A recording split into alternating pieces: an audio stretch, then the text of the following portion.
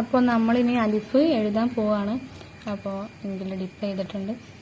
First നമ്മളിപ്പോൾ 70 to 80 ഡിഗ്രിയിൽ കലമ hold ചെയ്തിട്ട് അതാ ഈ ഒരു സൈഡിലായിട്ട് ഹോൾഡ് ചെയ്ത് നമ്മൾ ചെരിഞ്ഞാണ് കൊണ്ടുവരേണ്ടത് കേട്ടോ.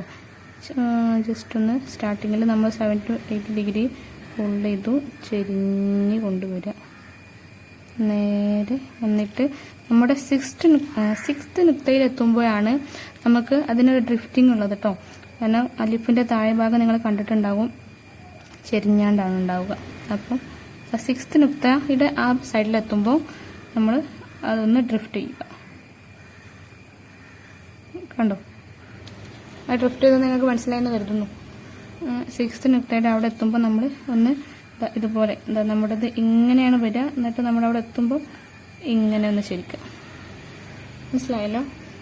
ഇത് കലമ് ഇങ്ങനെയൊക്കെ ഇങ്ക് ഇതിന്ന് കളറായി പോയിട്ടുണ്ട് കേട്ടോ, നിറമില്ലാത്തത് അതുകൊണ്ടാണ്. ഇത് മനസ്സിലായോ? അലിഫ് ഇട്ടത് നേരെ വന്ന് ഈ ഭാഗത്തുനിന്ന് ഒന്ന് ചെരിഞ്ഞ് വന്നിട്ട് നമ്മൾ ഈ അടിഭാഗത്ത് എത്തുമ്പോൾ ഒന്ന് ഡ്രിഫ്റ്റ് ചെയ്യുക. ഓക്കെ, ഇനി ഞങ്ങളൊക്കെ കണ്ടിട്ടുണ്ടാകും അലിഫിൻ്റെ ഒരു മുകളിൽ ഒരു കൊക്ക മാതിരത്തെ ഒരു സാധനം ഇല്ലേ, കണ്ടിട്ടില്ലേ? അതിൻ്റെ പേരാണ് ഹില്യ അല്ലെങ്കിൽ തെറവീസ എന്നൊക്കെ പറയും കേട്ടോ. ഹിലിയ, ഓക്കെ, ഹില്യ അല്ലെങ്കിൽ തെറവീസ എന്നൊക്കെ പറയും. അതെങ്ങനെയാണ് ഇടുന്നതെന്ന് ആദ്യം ഇവിടെ ഞാൻ കാണിച്ചു തരാം.